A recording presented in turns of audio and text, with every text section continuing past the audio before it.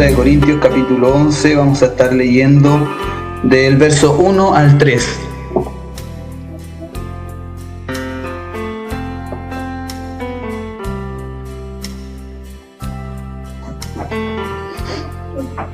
Segunda de Corintios capítulo 11, verso 1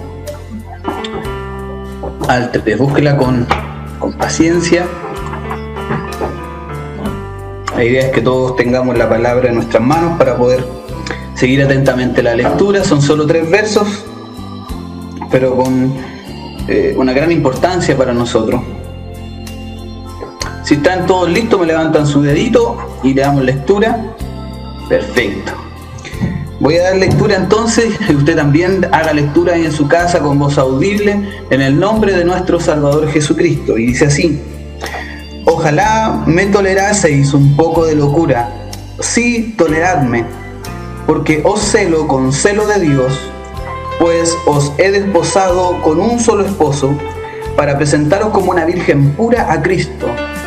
Pero temo que como la serpiente con su astucia engañó a Eva, vuestros sentidos sean de alguna manera extraviados de la sincera fidelidad a Cristo. Les quiero invitar que oremos, hermanos. Ahí donde está usted, cierre sus ojos para orar al Señor. Padre, en esta hora te damos gracias por tu misericordia y el privilegio de estar reunidos, Señor, como iglesia del Señor en este día. Gracias por permitirnos leer tu palabra, Señor, por darnos este privilegio de estar sentados a la mesa con nuestro corazón dispuesto a recibir todo lo que tú, Señor, nos entregarás.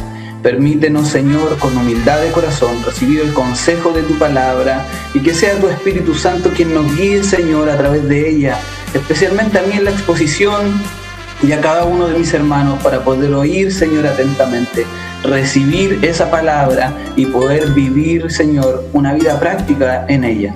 Te pedimos tu dirección, tu gracia nos asista en todo, Señor. Nos alejamos de toda nuestra capacidad humana y, Señor, nos ponemos en dependencia plena de tu Espíritu Santo, quien nos capacita para poder ir y extraer de ella toda la riqueza, todo el manantial de vida que en tu palabra hay. Te lo pedimos en el nombre de Jesús. Amén y amén. El mensaje de hoy, hermanos, yo le puse como título para que nuestra mente, que a veces es frágil, nos ayude a recordarlo durante esta semana que vamos a estar viviendo, y se llama Fidelidad hasta la boda. Fidelidad hasta la boda, porque cuando comprendemos que hemos adquirido un compromiso en esta vida terrenal, luchamos por todos los medios en cumplir aquellos compromisos. Y de alguna manera es lo que la palabra del Señor nos va a plantear hoy, nos va a desafiar hoy. Y hemos leído en esta carta a los Corintios, una carta hermosa, por cierto, una carta que nos revela la gracia del Señor para con la iglesia, nos muestra la fidelidad de Dios, nos muestra el amor de Dios hacia la iglesia, cómo Él llenó la iglesia de Corinto de dones, y cómo esos dones fueron manifiestos a la iglesia, cómo esos ministerios fueron ejercidos, cómo Dios operó potentemente en la iglesia de Corinto, pero cómo la iglesia cayó en un desvío tal que comenzó a utilizar esos dones de manera equivocada, comenzaron a anhelar los dones más prominentes, cómo empezaron a vivir orgullosamente, unos captándose sobre otros, y no era la finalidad que Dios tenía para aquella iglesia, sin duda.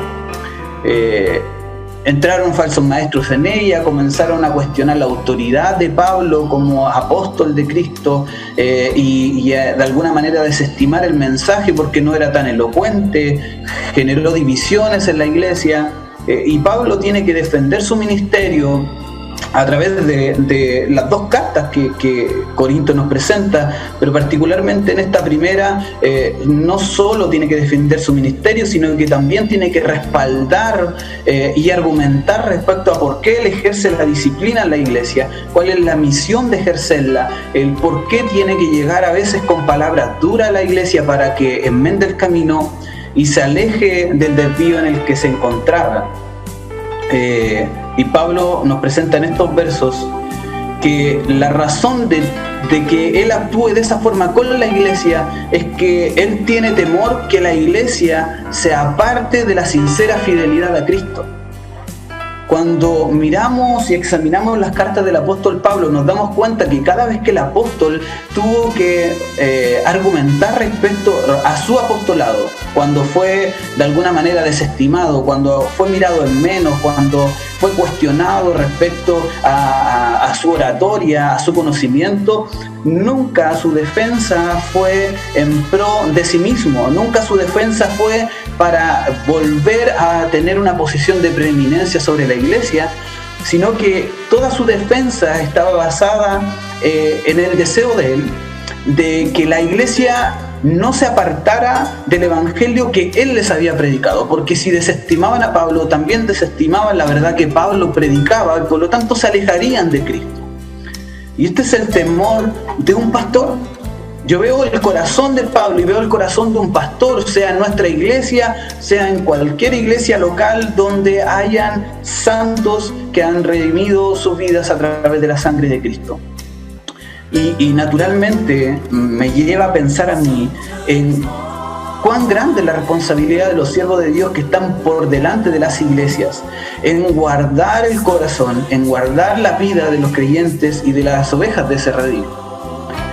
Y Pablo, de alguna manera, usa una ilustración que es muy familiar en aquel entonces, donde él toma la posición de un padre, a través de estos versos que hemos leído, donde toma la posición de un padre que él promete a su hija en matrimonio a un novio. Y tiene la responsabilidad de guardar a su hija pura hasta el matrimonio, porque era necesario que la novia llegase virgen al matrimonio, llegase pura, llegara en santidad. Y Pablo se pone en ese papel de aquel padre que cuida de la iglesia para llevarlos a Cristo, y él lo menciona y le dice: si ustedes de alguna manera han tolerado las locuras de todos estos pseudo apóstoles, todos estos super apóstoles prominentes, elocuentes, y de alguna manera me desestiman, tolérenme también una locura a mí, les dice el apóstol Pablo, y comienza sarcásticamente a hablarles y les dice: yo a ustedes los celo, pero con celo de Dios. ¿Y por qué los cela con celo de Dios? Porque Él los he desposado con un solo esposo para presentaros como una virgen pura a Cristo. Pablo toma esta ilustración de aquel entonces, o en el Oriente, el matrimonio constaba de 3 etapas que eran muy marcadas. Una era la promesa. Y la promesa podía ser desde la niñez de aquellos novios. Se estilaba mucho en aquel entonces cuando habían 2 amigos y ambas esposas estaban embarazadas al mismo tiempo. En algunos casos, entre los amigos se ponían de acuerdo y se prometían que cuando esos niños crecieran se iban a dar el matrimonio el uno al otro. Ya había una promesa de matrimonio.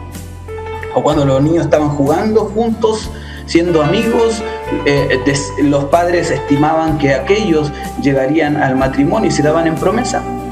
Pero eso quedaba ahí, quedaba como una promesa. Pero ahí viene la segunda etapa, que es el desposorio, y que quizás lo hemos escuchado en alguna ocasión en la Biblia, cuando se habla de la historia de José y María, por ejemplo.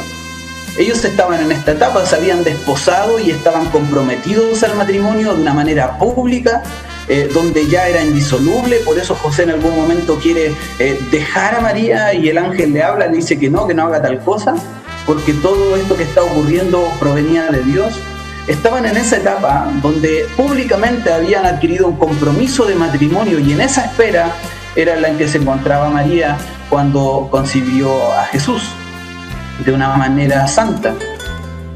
Y esa etapa, hermanos, es en la que vamos a reflexionar hoy día, porque posteriormente a esa etapa viene la celebración de las bodas.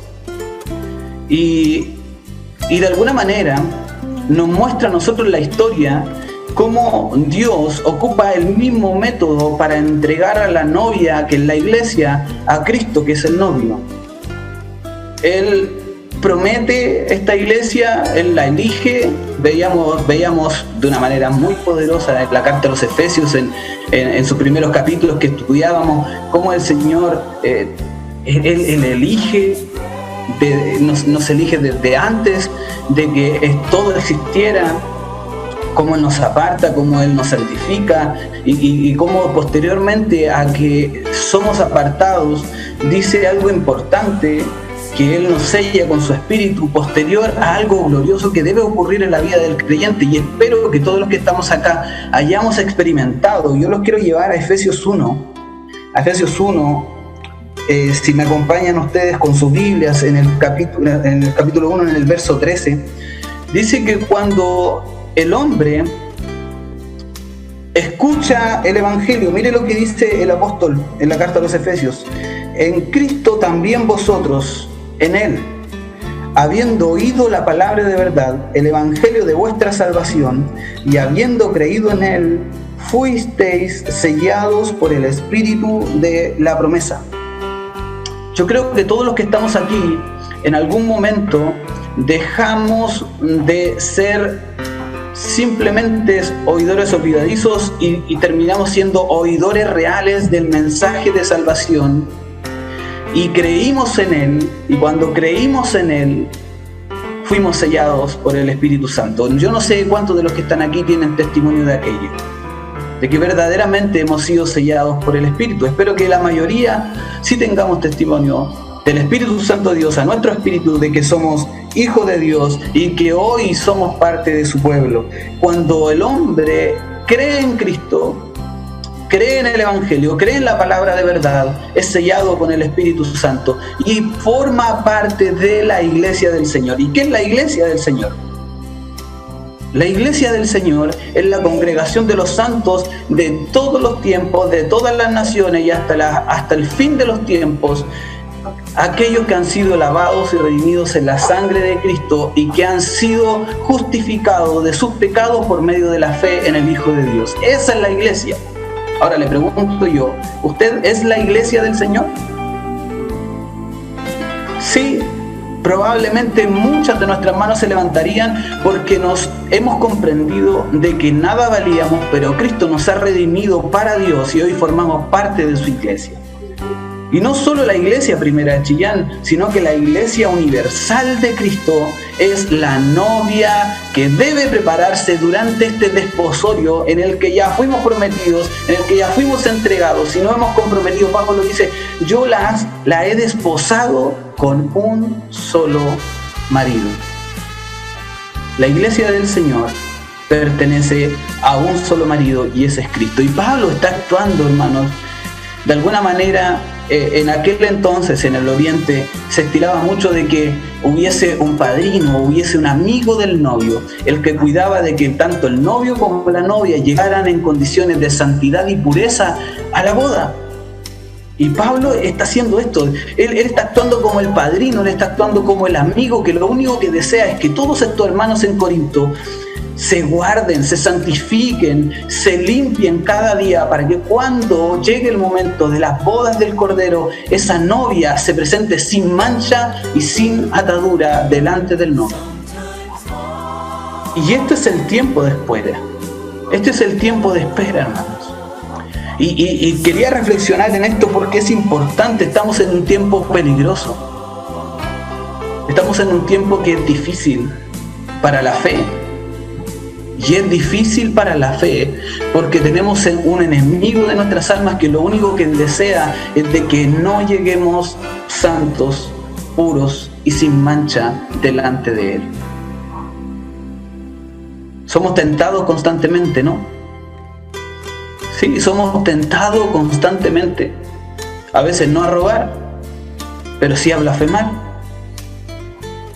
A veces para quizás no caer en pecados terribles de los cuales nosotros cada día nos asombramos cuando vemos en la televisión. Sí, pero en aquellos pequeños pecados que llamamos nosotros, igual estamos fallando ante Dios.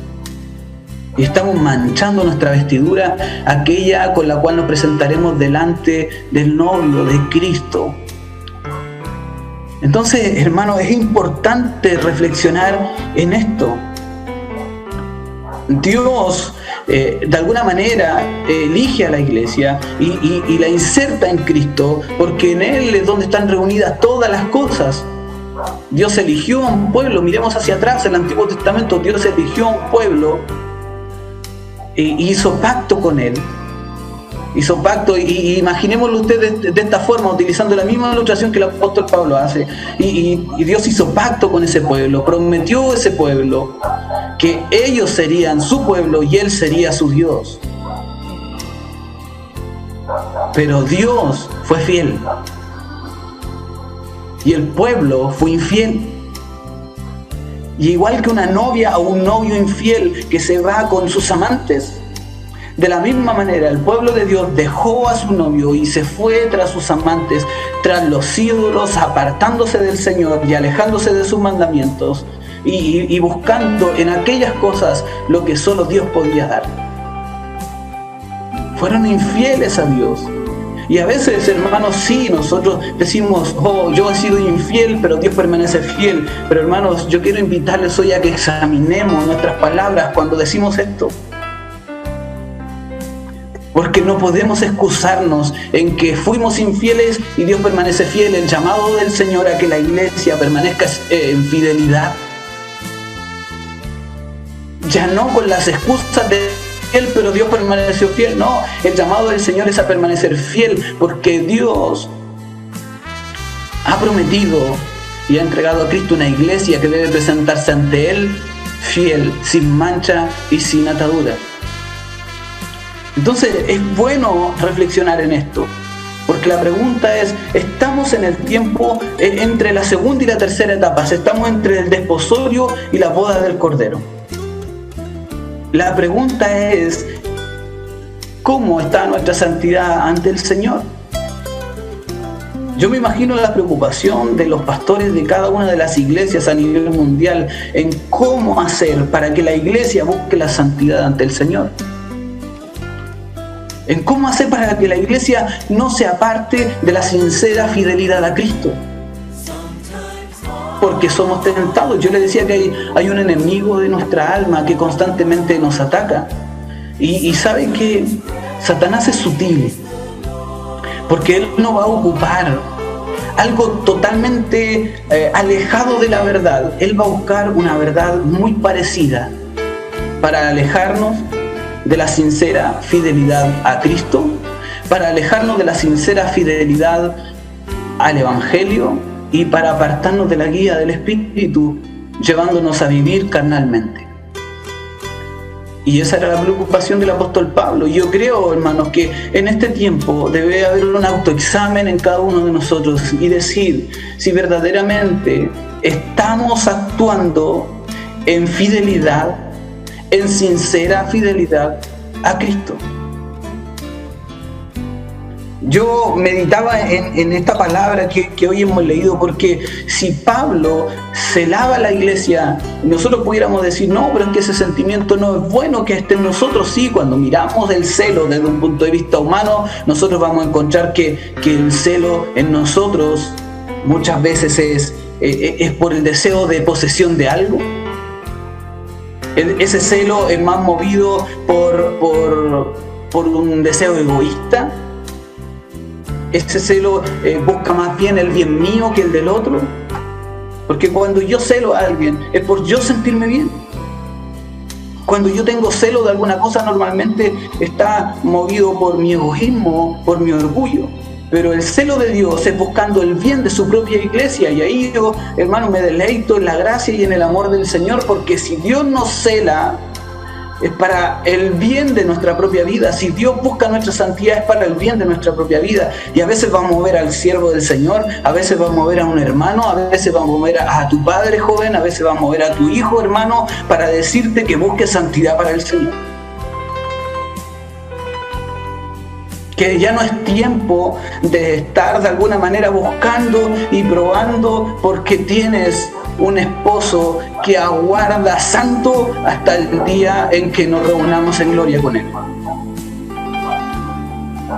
Y la santidad del Señor demanda la santidad de la iglesia. Si hoy somos parte de esa iglesia por la gracia del Señor, el Señor nos va a demandar esa santidad. De una u de otra manera el Señor nos va a demandar esa santidad. El afán de Pablo es guardar a la iglesia en Corinto pura y sin mancha hasta el día de la boda. Ahora, hermanos, reflexionemos nuevamente cómo estamos en esta espera. Porque esta espera puede durar no 5 años, esta espera puede durar 10, 20, 30 años hasta que Cristo venga. Y es tan gráfica esta historia y es tan recurrente en la Biblia, porque no solo la ocupa Pablo, se ocupa en el Antiguo Testamento, la ocupa Cristo en la parábola de las 10 vírgenes. ¿Quién iba a venir? Iba a venir el esposo. Y de esas 10 habían 5 que eran prudentes y 5 insensatas. Y esas 5 prudentes estaban preparadas hasta que llegara el marido. Y tenían aceite en sus lámparas y tenían reserva. Porque el tiempo puede ser extenso. El tiempo puede ser muy poco para algunos, pero mucho para otros. Y estamos en esta etapa de santificación que es necesaria y que debe ser cada día mayor. Yo me gozo en esta verdad de que hoy somos la iglesia del Señor y es hermoso saber que pertenecemos a una congregación de los santos y redimidos en Cristo, pero también eso trae consigo ciertas responsabilidades que no podemos eludir. Porque Dios no va a venir a buscar a una iglesia que esté en pecado, una iglesia que esté siendo infiel. Hermanos, yo lo miro desde este punto de vista. Nunca quizás me hubiese casado si mi esposa en esa espera hasta el matrimonio hubiese sido infiel. ¿Quién se hubiese casado de esa manera? Difícilmente, ¿o no? Pensémoslo desde ese punto de vista humano. Si en esa espera entre que nos pusimos el anillo de compromiso y la boda, uno de los dos sea infiel, difícilmente ese matrimonio se lleve a cabo, difícilmente esa boda y esa celebración se lleve a cabo. Todo se transforma en tristeza y en desesperación, todo se transforma en llanto. Entonces les pregunto, ¿por qué con Dios debiese ser distinto? ¿Por qué con Dios no tenemos el mismo compromiso que cuando adquirimos un compromiso de matrimonio de guardarnos? Hermanos, yo les quiero compartir esta verdad hoy que quizás usted la ha escuchado muchas veces. Cristo va a venir pronto por su iglesia. Cristo va a venir pronto por su iglesia. Y ya no es tiempo de que la iglesia del Señor, que es la novia de Cristo, esté jugando a pololear con otros mientras el novio aguarda.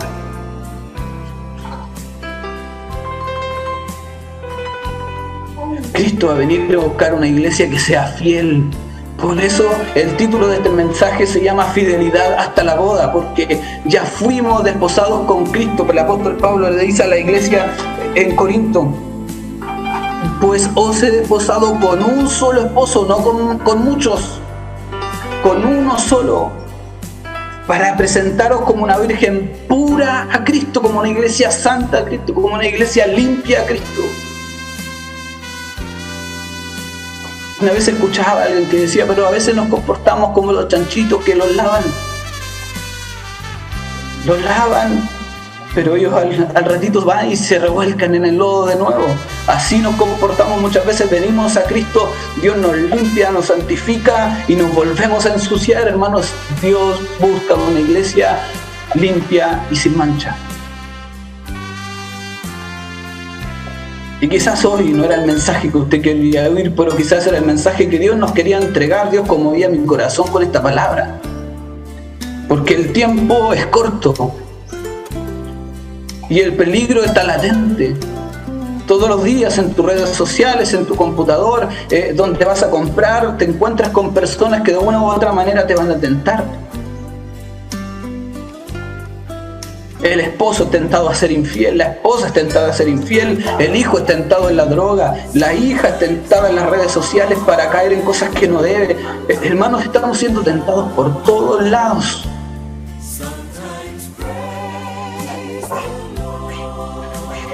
La pregunta es si nuestra convicción de que ese día glorioso de nuestra boda con nuestro novio, porque somos la iglesia de Cristo, llegará.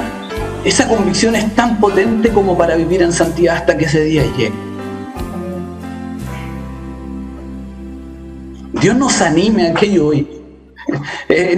Esta palabra, hermano, no tiene por ningún motivo hoy desanimarte. Esta palabra es para decirte que tu novio viene, iglesia del Señor. Tu novio viene a buscar a su iglesia. Y lo menos que podemos hacer por aquel novio que dio todo por nosotros es que estemos limpios y sin mancha delante de Él. Vivimos tiempos peligrosos en que nos van a querer predicar de otro Cristo, no del que es el Cristo verdadero, el Cristo que se revela en la palabra. ¿Cuántos han oído ahí que Cristo es solo nuestro amigo? Y nos dicen, no, Cristo es mi amigo, Cristo es mi amigo y Cristo es solo amor. Hermano, Cristo vino no solo para ser tu amigo ni para ser mi amigo. Cristo vino para ser mi Señor y mi Salvador, quien guía mi vida diariamente, quien busca de mí la santidad y anhela fervorosamente el día en que lleguemos al cielo y reinemos con Él. Ese es nuestro Salvador. Ese es nuestro Señor, aquel que guía tu caminar. Ya no me ciño yo ni decido sobre mí, sino que hay otro que me ciñe, dice el apóstol Pablo. Hay otro que me lleva a hacer las cosas que a veces yo no quería hacer, pero ahí está Dios guiándonos. Pero hay otros que no, van a venir y te van a predicar de otro Cristo. No seas tan severo con la mentira. Es que Cristo es verdad. Y si Cristo es verdad, debemos ser severos con la mentira. No, es que Cristo a todos los ama igual. Sí, pero debemos comprender de que solo Cristo se revela en su palabra, no por las palabras de otros que vienen y nos dicen, no, esta es la forma en que Cristo ve la vida, no. Van a venir a predicarnos de otro Cristo, pero Cristo solo se revela en su palabra. Algunos vienen y dicen, no, es que este es movido por el Espíritu y este no es movido por el Espíritu. Así se vive la iglesia que anda por el Espíritu.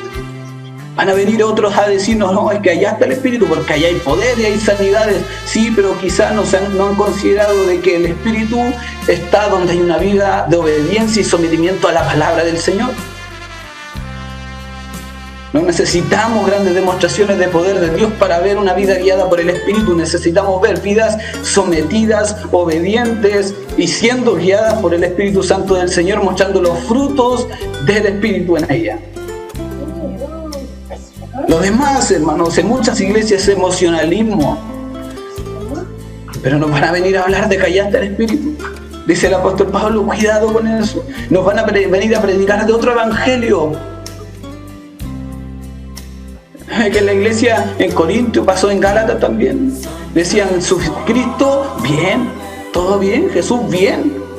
Pero agreguémosle esto. No, el evangelio que tú predicas, bien, pero también es necesario esto otro. No, pero cede un poquito. ¿A cuánto nos han dicho así? Cede un poquito con esa verdad. Hermanos, el evangelio de Cristo nos muestra la verdadera situación del hombre que es pecador. Y esa verdad nadie la quiere oír. Ni nosotros mismos los cristianos que debemos predicar el evangelio a diario para convencernos de que necesitamos a Cristo. Ni siquiera nosotros queremos oír de que éramos pecadores, que éramos indignos ante Dios y que Dios tuvo que acercarse a nosotros porque nosotros no podíamos acercarnos a Él. Éramos pecadores, esa era nuestra condición y Dios nos mira desde el cielo y Cristo desciende haciéndose hombre para venir y salvarnos. Él viene, vive la vida perfecta que nosotros no podíamos vivir, es muerto, crucificado por nuestros pecados, pero al tercer día se levanta en gloria. Y ese es el evangelio. Que la resurrección de Cristo nos da salvación. Ese es el evangelio, no hay otro evangelio. Vengan a contarle cualquier cosa, hermanos. No, el evangelio es Cristo, es su vida y su muerte por nuestros pecados y su resurrección para gloria de Dios. Y ese es el evangelio. Y Pablo tenía tanto temor de que la iglesia en esta espera, como en el Edén, la mujer fue engañada por la serpiente astutamente, cambiando la verdad de Dios por la mentira. El apóstol Pablo tenía el temor de que la iglesia fuera desviada, fuera alejada de la sincera fidelidad a Cristo. Iglesia del Señor, creo que debe ser nuestra preocupación en este tiempo de que nada nos aparte de la sincera fidelidad a Cristo. Ama, obedece y somete tu vida a la obediencia de la palabra del Señor. Pasemos todo lo que oigamos, todo lo que vemos a la luz de la Escritura. Vivamos la vida como Dios nos manda que vivamos, aunque nos tachen de locos o retrógrados. Porque el novio espera. Porque el novio espera, iglesia. Porque la venida de Cristo está cercana. El novio viene a buscar a su iglesia. Y su iglesia tiene que estar sin mancha y sin atadura. Su iglesia tiene que estar con sus ropajes limpios y cada día santificándose hasta la venida del novio con sus lámparas encendidas. Yo no sé si la gloria que nos aguarda es motivación suficiente para usted para vivir en santidad en este mundo, o quizás estamos con nuestra vista nublada ante todo lo terrenal y todo lo perecedero que aquí hay. Pero si no, yo le invito a dar un vistazo hacia el futuro. Lo quiero llevar al libro de Apocalipsis. Lo quiero llevar al libro de Apocalipsis en el capítulo 19. Cuando Juan nos muestra pincelazos de la gloria que vivirá la iglesia allá. Nos muestra destellos de la gloria venidera. Y nos dice en el capítulo 19, voy a leer solo del verso 6 en adelante. Y oí como la voz de una gran multitud, como el estruendo de muchas aguas, y como la voz de grandes estruendos que decía: aleluya, porque el Señor nuestro Dios Todopoderoso reina. Iglesia del Señor, nuestro Dios Todopoderoso reina. Gocémonos, iglesia del Señor. Gocémonos y alegrémonos y démosle gloria, porque han llegado las bodas del Cordero y su esposa se ha preparado. No se está preparando, ya se ha preparado. Esto va a ocurrir. Este es el tiempo de la preparación. No dejemos para mañana lo que hoy debemos buscar, que es la santidad del Señor. Y a ella se le ha concedido que se vista de lino fino, limpio y resplandeciente, porque el lino fino es las acciones justas de los santos. Yo no sé de ustedes, pero yo no lo sería. Cada día se hacen más latentes las palabras de mi hijo cuando nos decía: yo creía, papá, que cuando terminara la pandemia íbamos a estar con Dios. Yo no sé si esa es su aspiración, si ese es su deseo, pero debiese ser. Días mejores no vendrán sobre la tierra, y solo aquellos que han lavado sus ropas, solo aquellos que se han redimido en la sangre de Cristo, todos los que han limpiado su ropaje, todos los que se han santificado, todos los que han buscado, todos los que han llorado, todos los que se han guardado del pecado, todos los que se han apartado de la maldad, verán la gloria de Dios. Hermanos, yo los quiero animar con estas palabras. Cristo viene por su iglesia. Cristo viene por su iglesia. Y yo no les sabría decir si mañana, pasado, en una semana o en un mes, pero lo importante es que cuando Él venga nos encuentre santos, limpios y sin mancha delante de Él. De nada habrá valido los 20, 30, 40, 50 años dentro del Evangelio. La cantidad de horas que pasaste dentro de un templo, la cantidad de horas que ensayaste con tu instrumento, de nada habrán servido si cuando Cristo venga por su iglesia no te encuentres santo, puro y sin mancha delante de Él. Hermanos, esta es una advertencia de la iglesia de este tiempo, porque Dios lo que menos desea es que nos apartemos de la sincera fidelidad a Cristo. Hemos conocido la verdad y la verdad nos ha hecho libres.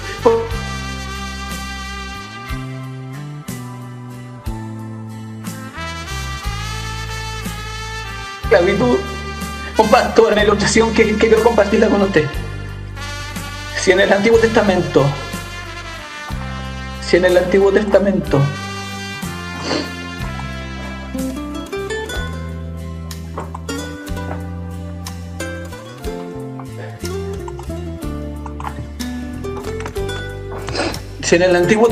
el pueblo de Dios fue infiel a Cristo, fue infiel a Dios y provocó esa división y provocó ese distanciamiento de Dios producto de su infidelidad y producto de su idolatría, el amor del Padre fue tan grande y su promesa fue tan verdadera que el mismo novio, fíjese en esto, que el mismo novio salió en búsqueda de la novia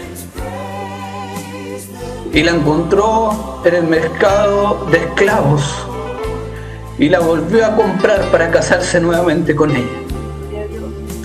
Ese es el amor de Dios. Ese es el amor de Dios, aquel que va y busca a la novia y la santifica nuevamente para llevarla a la boda del Cordero. Y allí, hermanos, gozaremos por la eternidad. Este es el mensaje de hoy. Hermanos, el Señor va a demandar una cosa: que seamos fieles. Que seamos fieles. Si somos fieles ahora, reinaremos en lo mucho aún cuando hayamos vivido ahora en lo poco. El Señor nos dará todo lo que esperamos, todo lo que ansiamos si somos fieles hasta el fin del tiempo, cuando Cristo venga por su iglesia. Y qué glorioso será ese día. Yo no sé si usted lo espera así, pero yo lo aguardo. A veces pensamos: ¿qué va a pasar con mi hijo? ¿Qué va a pasar con mi esposa? Pero yo sé que ellos van a estar conmigo en la gloria. Hermano, espero que sea tu seguridad hoy, porque el tiempo se hace corto y la venida de Cristo es inminente. Es urgente que la iglesia le espere en santidad. Dios les bendiga, amados hermanos, y deseo con todo mi corazón que esta palabra haga vida en nuestros corazones y como iglesia del Señor seamos movidos cada día a buscar al Señor en verdad, en espíritu y en santidad.